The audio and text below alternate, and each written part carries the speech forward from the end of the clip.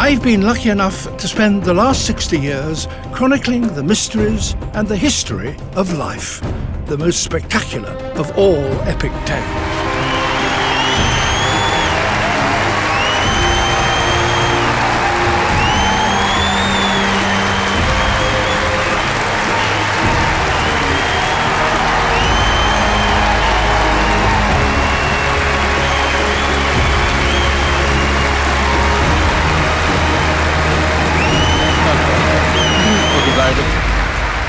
Please have a seat.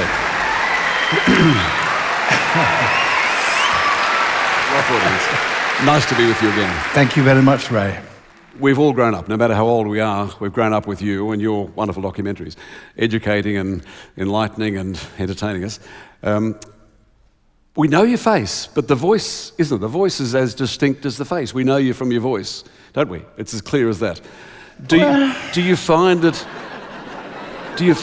are you in lines in London? Do you get in queues and talk and people turn around and say... Oh, well, the secret is not to talk, you see. Is it? I mean, if you look thought it was you. If you look as generally disreputable as I normally do, people don't take much notice.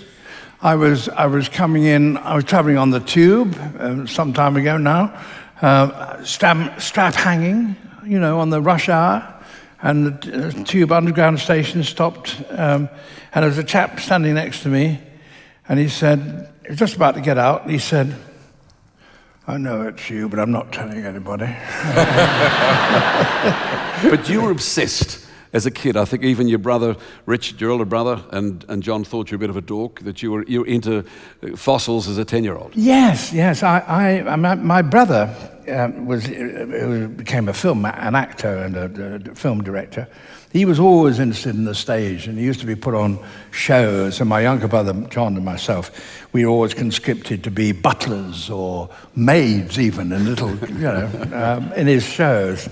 But fossils, for me, it was fossils. I truly think that fossils are some of the most wonderful things in the world. I mean, why? If you take a boulder and you hit it with a hammer, and it falls in two parts, and you see there a perfect shining cell of some sort of sea creature, and you know that sunlight hasn't shone on that for 150 million years, and that your eyes are the first to see it. Now, if that's not romantic and wonderful, I don't know what is. But you used to do this on holidays. You'd go on holidays. And I mean, when I was in 10 or 12 or something, we used to go on holiday. I lived in Leicester, in the middle of England, and we used to take our holidays as a family in North Wales. It's about 150 miles away in the west. And I used to get the map and mark on the map the roads we're going to have to take and see where the places would best be where I could stop the car or have it stopped and go out and knock a few rocks and see if I could find something. But after about 3 or 4 times stopping, they were rather keen on getting on to North Wales. And I remember stopping after about the 5th time and really realizing how frightful adult human beings can be, because I went away, I collected a few fossils, and I came back rather early. And there was my mother chucking out the fossils that I collected from the first one. And I knew then you never could trust adults. You can't. You cannot. Was there ever, you mentioned Richard, who's now Lord Attenborough, and a great actor and an Oscar winner, etc. Were there times when you and he have been confused? Yeah, I suppose. Because you don't look alike, really. Well, we don't look very like one another. He's got a beard for a kick-off. But I remember he said that some time ago now, he was up in the north of England, and some municipal do, and the Lady Mayoress said to him, "Oh, Sir Richard, I think I am your greatest fan. I've seen everything you've ever done. You're marvelous, so nobody could be a greater admirer of me than I am. But she said, when I heard that you were about to do this film about Gandhi, about this Indian, I did wonder whether you had the kind of human sympathy that would be necessary to be able to do that. But then I saw you with them gorillas and I knew it would be all right."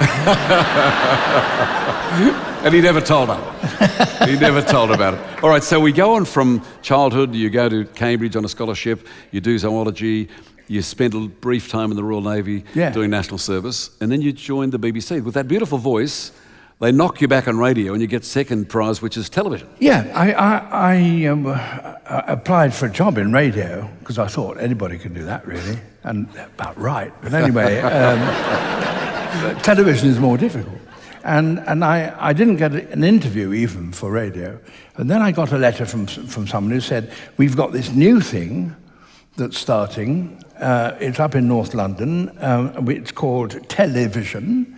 And we think a lot of people are rude about it, but we think it could be quite good. Would you be interested? Well, I'd never seen television in my life. I mean, I hadn't even got a set. My parents hadn't got a set. I'd never seen it. But I thought, well, why not? So off I go to up North London, and yeah, I got the job. And they gave me to a producer to train me, who was a good bloke, and he could do the job because he'd been producing programs for 5 weeks. So he was a veteran. Yeah, so he was a veteran. But your job is behind the camera. You're a producer of everything from religion to zoology. To knitting. Yes, Did knitting. you do that, did you? Yeah, we did programs on knitting, believe it or not, yeah. So you become an accidental television star, but you realise that you've got to do it with great cameramen, that you need... Well, the thing was, I've got to be honest, I did have a passion for the natural world. I got a degree in the natural sciences, and I thought animal programs would be terrific on television, you know? And at that time, because everything was live, we couldn't afford film because television was very small, very few license money, you see, so very cheap.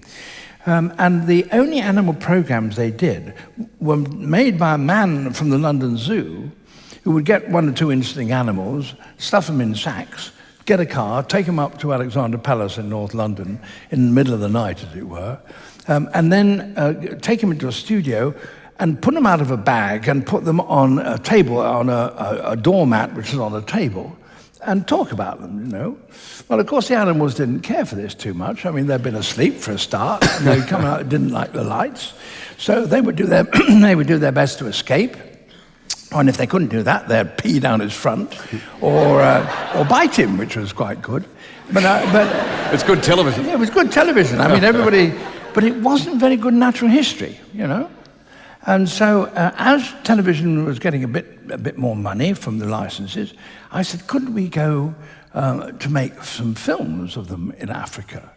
And they said, no, we can't afford money for the whole program on film, but you could get someone from the zoo, and then you could make film sequences about how the animals were caught. And so we could use that, and then you could move from the film to show the animal itself. And I discovered that the London Zoo was, in fact, going to send an expedition to West Africa.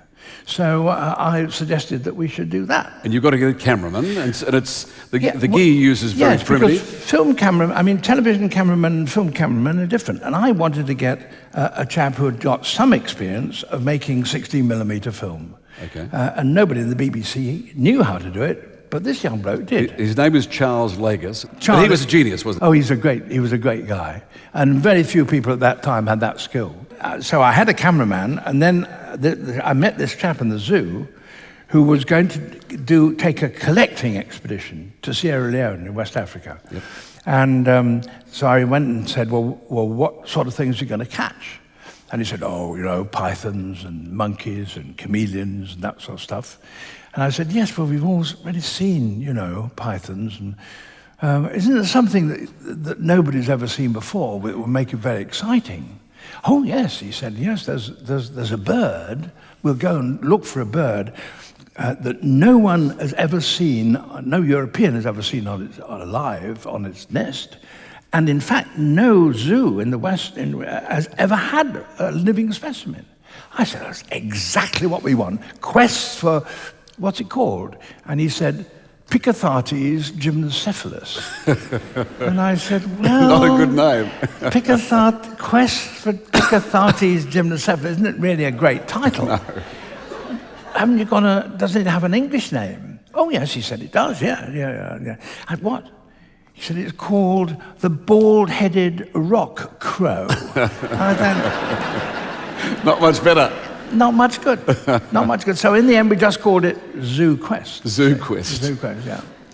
But the problem was that after the first program, when we brought all these things back, the man from the zoo became well, hang on, you say you brought all these things back, but what you were doing in those days, the zoo was doing, was scouring the world and plundering animals and...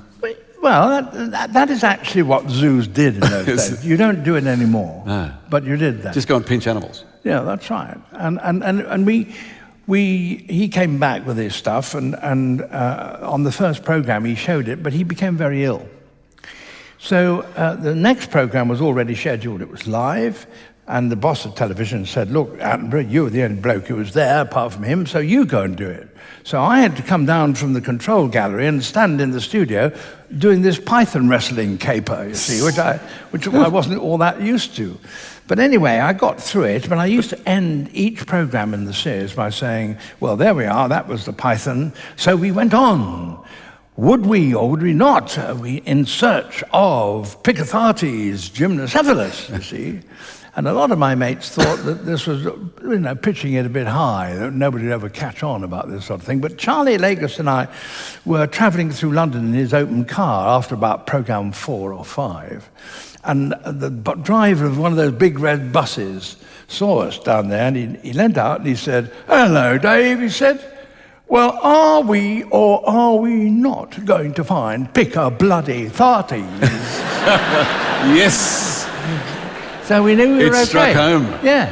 But do you realise that being on camera, that you then, that's the passport to see the world? Well, yeah, I mean, it was a doddle, wasn't it? I mean, what a job to be able to pick of somewhere, just go anywhere in the world and look for animals. Well qualified or not well qualified. I mean, it was great. So after the West African trip, I did another one and then another one. And this time we thought Zoo Quest, and I discovered that there was a huge lizard, the biggest lizard in the world, living in a small island in the middle of the chain of Indonesia called Komodo. Now, these days, the Komodo dragon is very famous and lots of people have filmed it. But then, 1956, nobody had filmed it, except for one or two amateur things back in the 30s. Did you know what it looked like? Well, there were drawings of it, yeah. And you could find, there were photographs of it, actually, but no film. But nothing in the London Zoo? No, there wasn't a single example in any Western European zoo. And did you know where Komodo was? Well, you look it up in the book, I mean, look over there. And it's just a tiny little island. So we've... But it's a mark, David, of how innocent and naive you were in those days. You simply get a spot and say, that looks good, I'll go there. Not too sure about that. I was taking a very measured and serious view, judging the dangers and the probabilities and making forward a very serious proposition to my employers. I'm sure. So that I would be taking on a responsible job of producing a television program. So we shot off to Indonesia, Charlie and I, not speaking a word of Indonesian, and we landed in Jakarta. Nobody in Jakarta knew where Komodo was.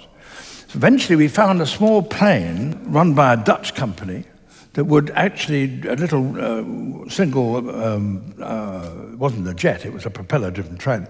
And we pushed off in this plane and landed, not in Komodo, because there's no airstrip in Komodo, but an island called Flores, which was next door to Komodo. And we landed and bumped down this little grass strip and got out and looked around, and the Dutch pilot said, I wouldn't want to stay here for 3 months. And I said, we're not going to stay for 3 months, for just a couple of weeks. We're going to go down and look for the dragon. He said, well, I don't know how you're going to get back, he said, because it's been pouring with rain and this grass strip is absolutely sodden. I'm going to have to send a signal back to base to say that no more aircraft could be allowed to land in here for at least another 3 months until the dry season. So I don't know how you're going to get back. So I said to Charlie, what do you think? And he said, might as well. So we stayed. You've come all this way. Waved goodbye to the aeroplane, but I must say with a little sinking feeling in the stomach, how were we going to get back? And we went down to the harbour of this little town called Maumere, and there was just one boat, one little fishing boat there. And I went and saw the captain, who was just one man, that's the boat. And just one man, he had a boy, and I said, Komodo? He said, yeah. And so we set off. And the first night, I woke with the ship bouncing around on a coral reef, which doesn't breed confidence in the and we pushed ourselves off this, and then we went on sailing in a westerly direction. And after another couple of days, I said, I was getting a bit tired of this, and I said, how many more days to Komodo? And the captain said, Tita Tau, which means, I don't know. You don't know? I said, you have been to Komodo before, haven't you? And he said, Balum. And I didn't know what Balum meant, so I had to go into the hold and get my little pocket dictionary, leaf through, and it said, Balum, not yet. So I'd been in the Navy, I'd been in navigation and all that sort of stuff. I decided I'd take over.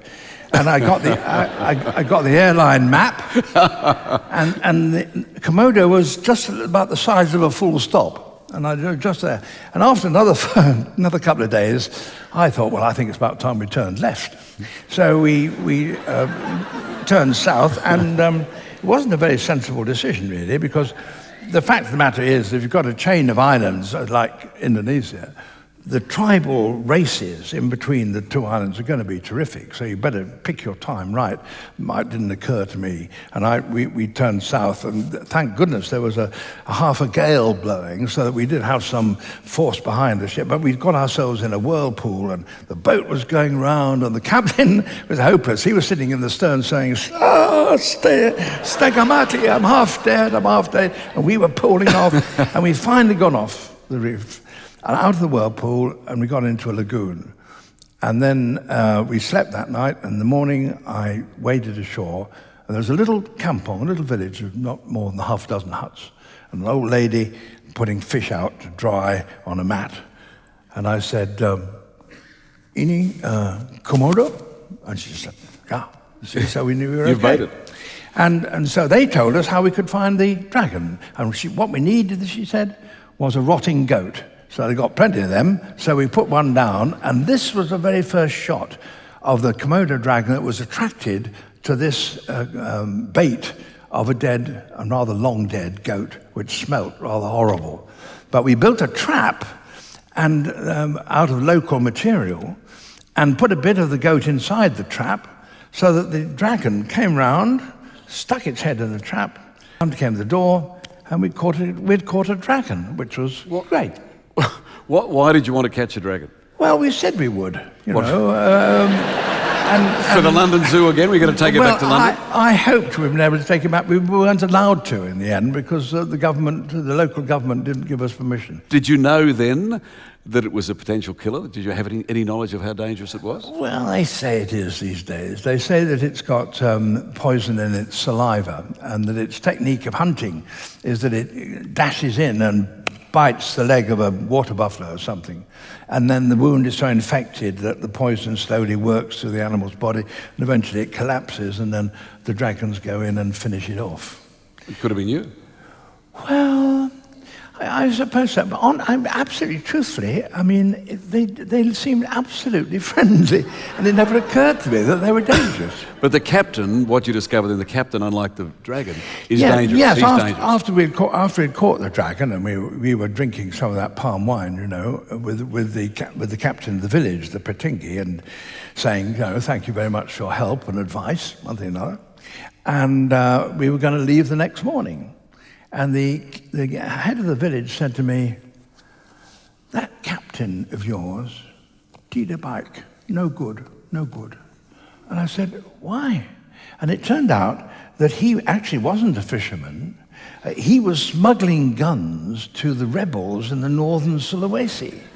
And the Indonesian Navy was after him.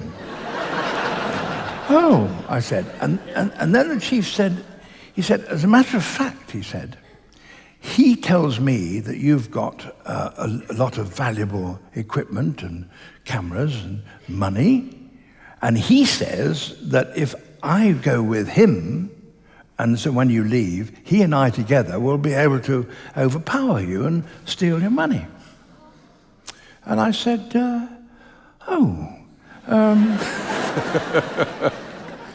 are you coming?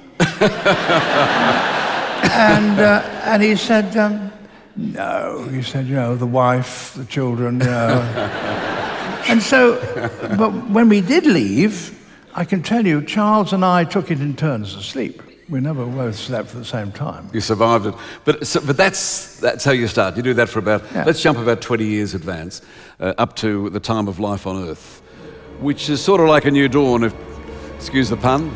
Yeah. By this time, 20 years later, we weren't making black and white films. We were making colour. And I was... Anything done like this anywhere in the world? No, it needed the BBC, didn't it? It was a new format, yeah. And it did very well. Yeah. So you then do a second series, 4 years later. Well, you in the business, if you get a success, the thing to do is to follow it up and strike while the iron's hot. But it takes 3 or 4 years to do a series. It does. And I tried another one, of which this is the title sequence, and The Living Planet was going to show one environment at a time. It would start off with life in the sea, which is where life began. And then from there you'd move on to estuaries, which these days are flooded with wildfowl and one another. And then we would move on to land and show jungles and deserts and every different environment on Earth. And that was another 13 one-hour series, which was, again, thank goodness, a success. You've got a dozen or so cameramen. Yeah. You're living all around the world. Yeah. It doesn't just happen, does it? No, I mean, you have to write all the scripts to start with. In advance? Yes, so that you know exactly where you are. And that means that you can come to Australia in the program about the Barrier Reef, for example, which is about program 2 or program 3. Then you could come back to show some of the lovely wildlife of the birds you have in a program 9. You could come back and do program 11 with marsupials, which you couldn't afford to do if you were doing it just one program. And by this stage, are you pinchy yourself? Can you believe people pay you good money to... I tell you, I mean, it's a kind of dream, isn't it? I mean, you would write a script which say, a luxuriant forest in West Africa. The narrator appears round the corner and says, I am in West Africa and I'm looking for this, that and the other. And of course, you had to just write your ticket to anywhere you wanted to go. And that's you? Beautiful, yeah, absolutely. So if you look at a map and say, I'd like to go to this place, off you go. That's right, just write it in. Yeah. And nobody woke up to this? Well, not until it was too late. But I read, David, that if you put them all together, the 60 years you've done, it's in air miles, it's something like from Earth to the moon and back about 10 times. Did you ever overcome jet lag, or do you still suffer? I think the trick, though, you'd agree, is that when you get to a new place, it doesn't matter where it is, you take the time of the local people, and you go to bed when they go to bed, and it doesn't matter whether it's early or whether it's late. And the one thing you don't want anybody in the crew to say, oh, do you realise it's 3:15 in the morning? You don't want to say that, do you? That's a killer. So it's purely mind over matter, you think? It should be, yeah. Over all the weird things you must have eaten, did you suffer stomach troubles? No, not much, actually. Though when we came back from that Indonesian trip, we'd been away for 4 months, and in those days, there was no telephone and no other way of getting on the web or anything. You were very lucky to send a message at all by radio. And so I'd been away a long time, and I was really very exhausted when I got back. And we went to bed that night, and I went out like a light, And I was lying there, and then I woke up, just as you described, about 2 o'clock in the morning. And I was pouring with sweat. I mean, it was really cascading off me. And I lay there, and I thought, oh, this is it. This is a malarial fever. I mean, what else could it be? And I lay and I wondered, my poor dear wife, do I wake her and say I've got malaria? What do I do? So I lay there worrying about this, and I put my hands on the sheet beneath me, and it was red hot. And I realized that actually, while I've been away, she got a new electric blanket with double control. And she hadn't told you. Yeah, and you hadn't told me. So much for malaria. I was full on, yeah. And I read, talking about your Delhi belly, I read somewhere that you said the secret to surviving, in your case, was Mars bars and good red wine. Oh, yeah. Well, everybody, Is that right? Everybody knows that, don't they? Is that right? Worked every time. Yeah, absolutely. Is there an animal, is there an animal that you regard as your favourite of all those you've seen over 60 years? Birds of paradise. What's the fascination? You've done so much, haven't you? Well, there are, look at them. There's one. Of New Guinea, there are 42 different species of birds of paradise, each more bizarre than the last. That's a bluebird. That's a magnificent bird of paradise. And all these are sexual displays. These are all males showing off their wonderful feathers for the female. That's a rifle bird. You've got one of those in North Queensland. Look at it. Look at that extraordinary blue throat. Look at that dance. Isn't that fabulous? It is fabulous. And that's a standard bird, greater bird of paradise, yeah. And are they the most beautiful birds or animals on Earth, apart from humans? Well, I've been obsessed by them, I must admit, since I was a kid. I mean, it seems to me that the male's plumage and those dances are some of the most spectacular sights that you could ever see in the world. In the beginning of in the 16th century, they were bought by Magellan's men. Magellan sailed around the world for the first time. And when they were in the Moluccas, the king of the Moluccas had given him these extraordinary skins of birds with just with these wonderful plumes, but no wings and no feet, because the plumes were a kind of currency, kind of money. And the men in New Guinea who collected them would cut off the wings to show the plumes to their best. And when Magellan's men said to the people in the Moluccas, who hadn't themselves caught it back in New Guinea, they didn't never seen the living birds either. So they said, but why have they got no wings? And the people in the Moluccas said, well, it's because they live in paradise. They float high in the air, feeding on dew, and human beings never seen them until they fall dead onto the ground. That's how we collect them. And Magellan's men said, oh, well, oh, really? And of course, when they got back, they repeated the same story. But the interesting thing is that actually scientists, or in as much as there were scientists in the 16th century, they actually believed that. And if you look in the books of the 16th century, you'll see them repeating these stories. These birds float eternally in the air. They live in paradise, which is why they're called birds of paradise. And you and the crew to film those would often have to go up into the trees and perch up there for days. In the 50s, soon after that Indonesian trip, I thought the next trip I wanted to do would be to go and try and get the first film ever taken of birds of paradise displaying in the wild. And we went to the Wagi Valley, which is a big valley in the middle of the island, like a crease right along the length of it. And we couldn't find them there. And so we decided to go over the mountains, which are the northern wall of the valley, into another valley called the Jimmy Valley, which at that time was very wild indeed. So this is the mid-50s? Yeah, 55. It's not so long ago, is it? Yeah, 56. Yeah. And there was just one European, an Australian patrol officer, who was in the Jimmy, which is now well developed. But they sent a radio signal, would he accept us? And he agreed, and so we set off, and I must say it was one of the most exciting moments of my life. We had 100 porters, think of it, and we were at the front, were leading the way, and setting off up this mountain. New Guinea was the last place where the great classical ways of exploration still played. I mean, you got aircraft and you got motor cars and Land Rovers and so on, but none of those will work in the center of New Guinea because it's two mountains covered with rainforest. But when we got to the top of that mountain pass, things had gone badly wrong. All the porters had put down their baggage and were refusing to go any further. A very fierce, warlike tribe, and they were frightened to go any further. This sounded pretty alarming, but the next minute, I very nearly jumped to go towards them and try and appear as unconcerned as possible, and to my enormous relief, they greeted me not fiercely, but with considerable enthusiasm. Now, they're cannibals and potential headhunters. Yeah. And they look like they mean business. Yes. Were you frightened? Yes. So Well- what did you... Well, I suppose yes and no. They look pretty fierce. Well, it did occur to me that was what they were. Yeah, maybe perhaps one. So what did you say? Well, I couldn't think of anything else to say. I mean, I couldn't go and say, threaten them with anything. I hadn't got a gun. I hadn't got anything to say. So the only thing to do was to simply go forward and stretch out your hand and say, "Good afternoon."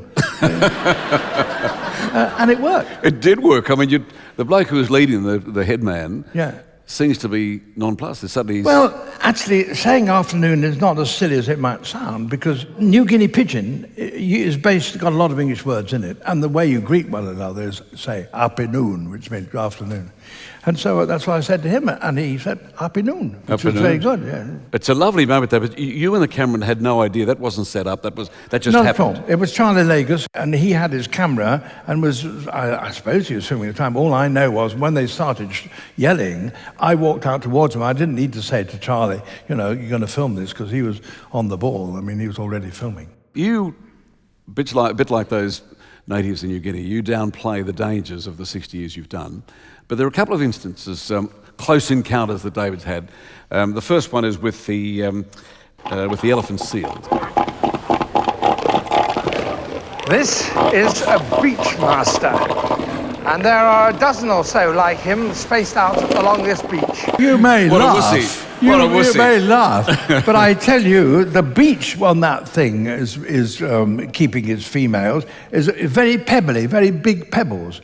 Well, you try wearing on gumboots and running backwards over a pebbly beach. And if I'd slipped, I reckon that thing, which weighed 3 or 4 tons, would just gone over you like a steamroller. And he thought you were after his women. Well, I suppose I didn't mean that. I mean, I was quite polite about the whole thing. Yeah. But they were good-looking elephant seals. Well, let's again turn the clock back. You're having so much fun and these sorts of things, but you give that away and you decide that you're going to join the public service and go back and drive a desk as a boss of the BBC. Yes. Well, I had a marvellous time making all these programmes, and if someone says to you, look, we've got a whole new network, try and devise programmes for it, it's pretty tempting. This is BBC Two, wasn't it? It was going to be called BBC Two. Yeah. And this was a network that was going to introduce colour television into Europe. Only the Americans and the Japanese had it at that time.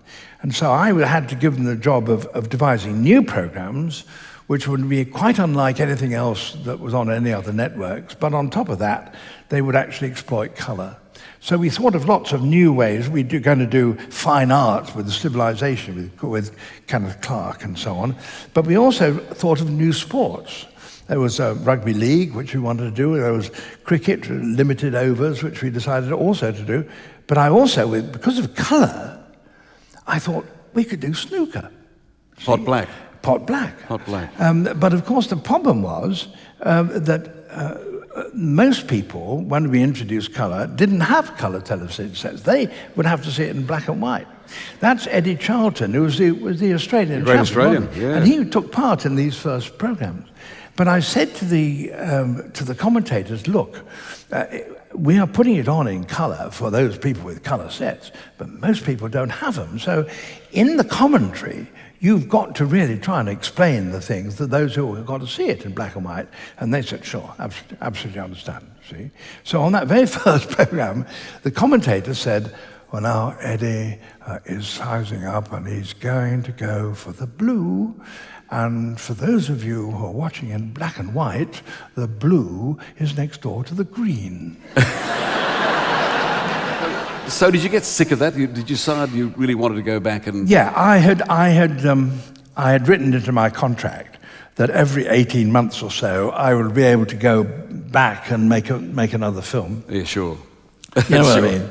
What would you say? What excuse would you use to do it? Well, I want to go and see the latest technology or something like that? Exactly. Exactly what I said. Yes, I said, I got to go and take the new technology, and they let me go. And so I went off to Indonesia again, actually, and this is about the 1973 or something. And after we'd made the film, I wanted to take another 2 or 3 days to climb Mount Kinabalu, which is the highest mountain in Borneo. It's the highest mountain between the Himalayas to the west and New Guinea to the east. And you climb up during the day, and you get up to a very high hut, go to sleep, get up 3 hours, 2 hours before dawn, and then make the last ascent. So you get up just as the dawn is going to break. And you sit on this wonderful rock, smooth rock summit, and watch the sun come up. And you see the green forest like a great blanket beneath you, and slowly steaming in the dawn, with the vapor coming up from it, and the sea beyond sparkling in the dawn. And I reckon that was really where I wanted to be, rather than by a desk. Was that the spot? That's where the epiphany happens, you decide to go back on the road? Yeah. Well, thank God you did, because, I mean, we then get 40 years of these wonderful, maybe 100 hours of documentary program you do for us. I never counted, but sure. Let's go on then to the killer whale, which is some of the most spectacular stuff. Well, we had heard that killer whales, which until that time had been, there was arguments about how vicious hunters they were. We heard that there was one group of killer whales which regularly went to a beach in southern Patagonia where sea lions were breeding.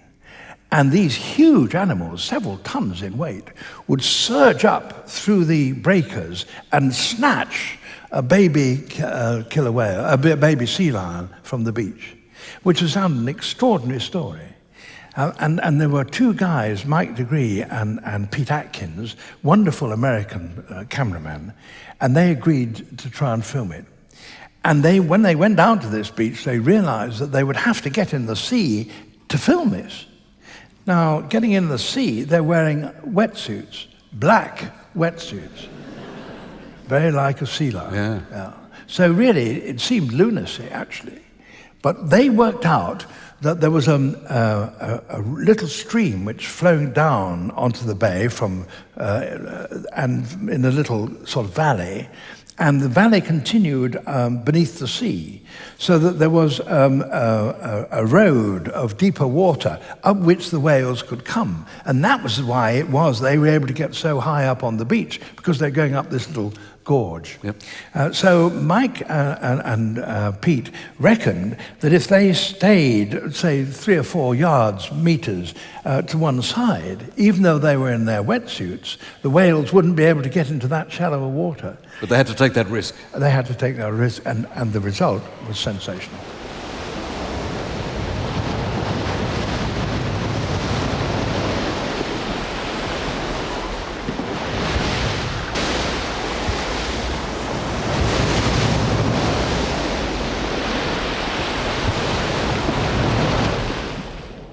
The successful hunter takes its victim straight out to sea without even killing it.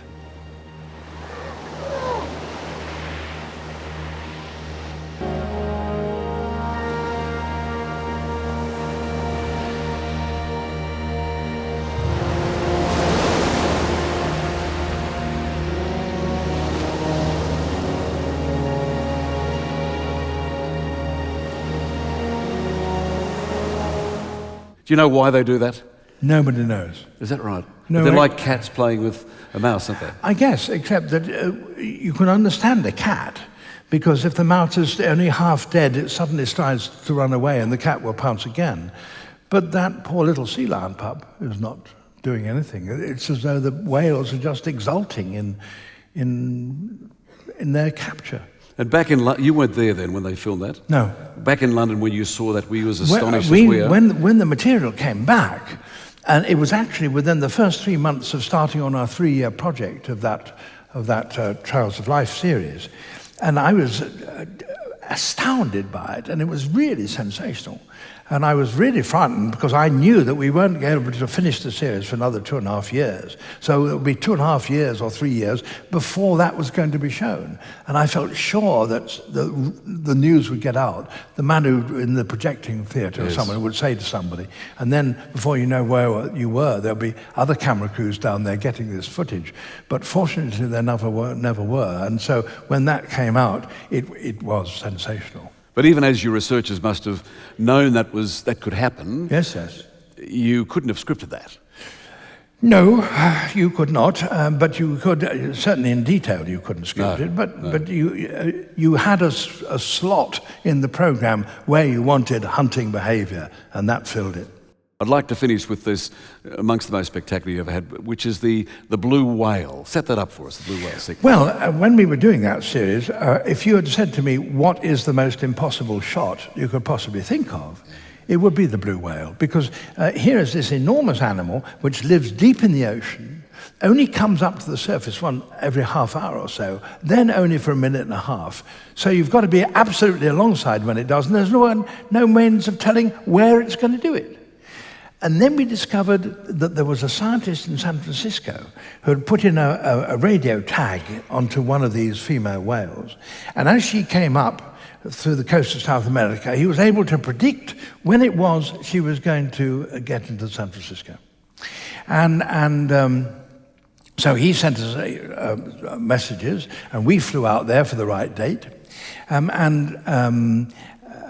So he also had a friend who had a small aircraft, one of these guys who loves flying, any excuse to fly.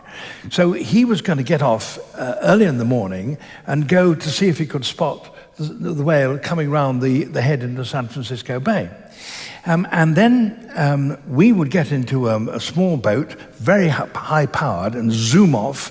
He would be able to see us. He'd also see which way the whale was heading. He was able to guide us and was to tell us, you've got to speed up, go a little bit to the starboard, a little bit to the starboard. And we followed every instruction we had, and then, wallop. Have a look. I can see its tail just under my boat here. And it's coming up. The blue whale is 100 feet long, 30 meters. Nothing like that can grow on land because no bone is strong enough to support such a pulp. Only in the sea can you get such huge size as that magnificent creature.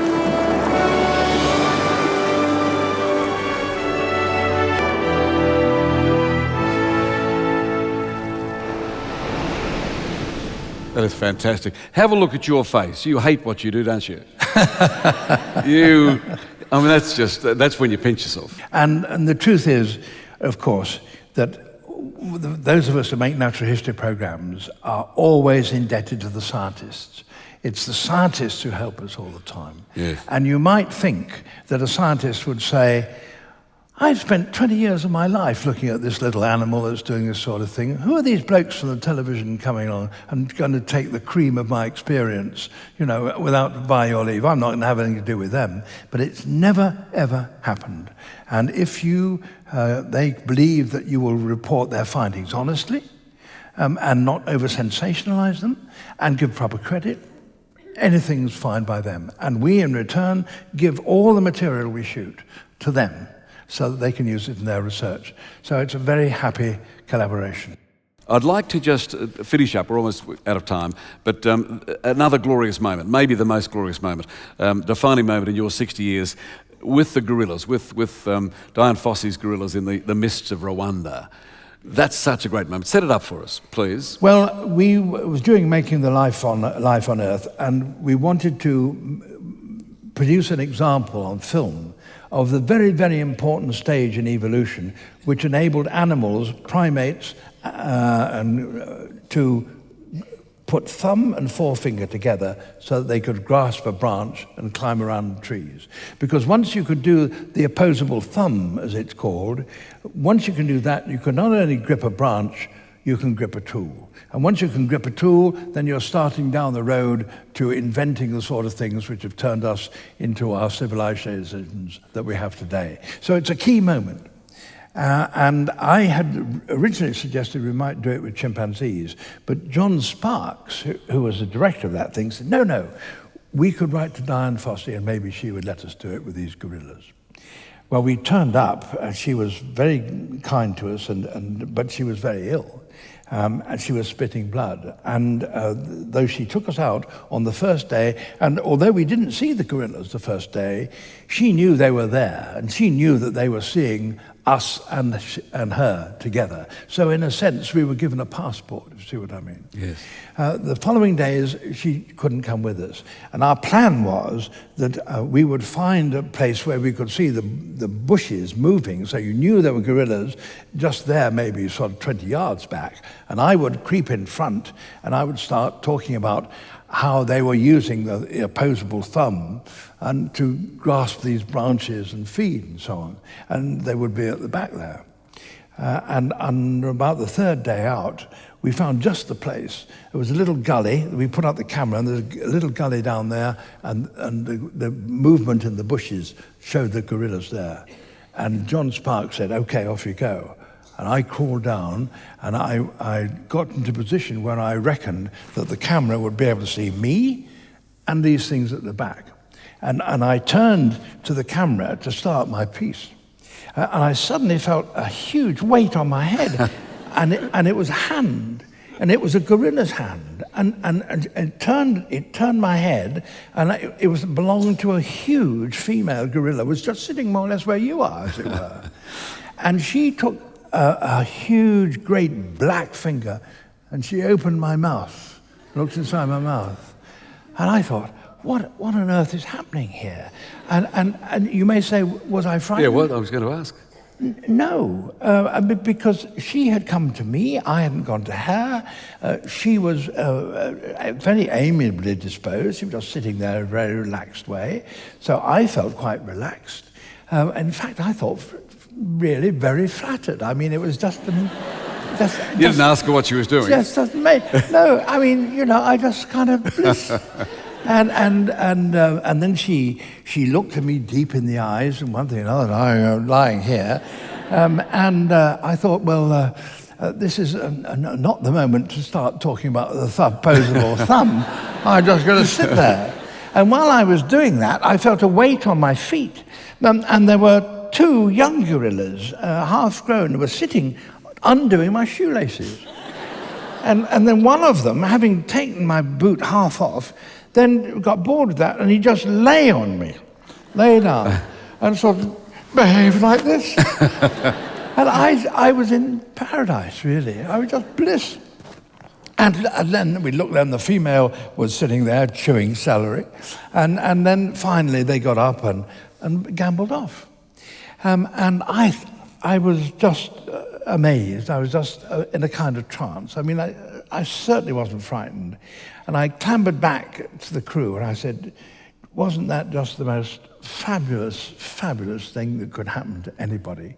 And John Sparks said, yeah, I think we've got a few seconds of it. And I said, a few seconds?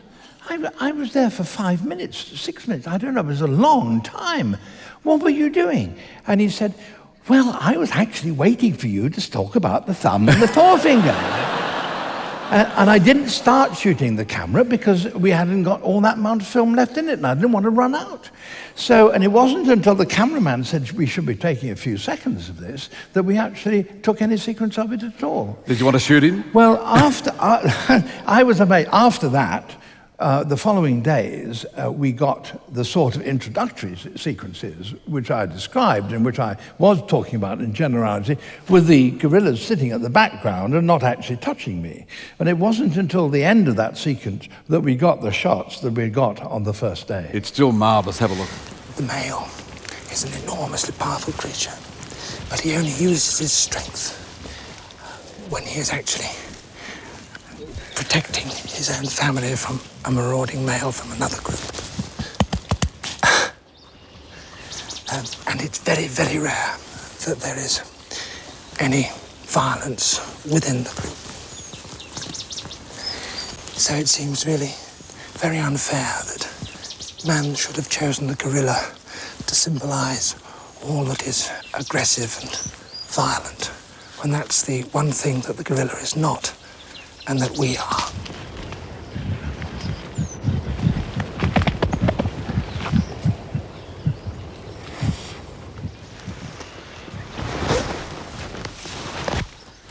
Sometimes they even allow others to join in.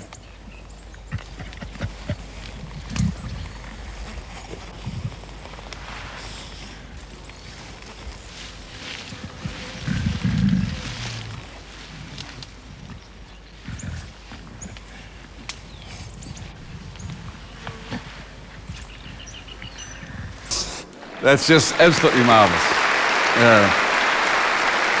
It is, despite all the problems you talk about and you know, the fact we've got to change, it's a wonderful world, isn't it? It's a fabulous world. I see trees of green, red roses too. I see them bloom for me and you. And I think to myself, what a wonderful world.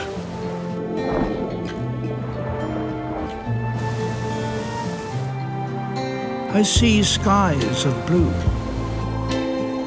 clouds of white, bright, blessed days, dark, sacred night. And I think to myself, what a wonderful world.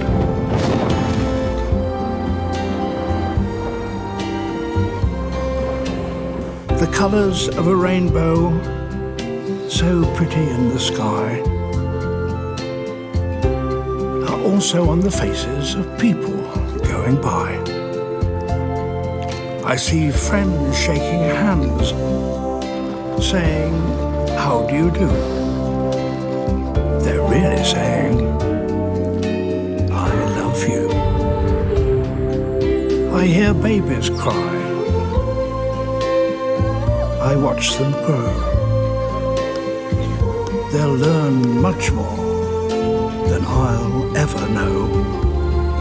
And I think to myself, what a wonderful world.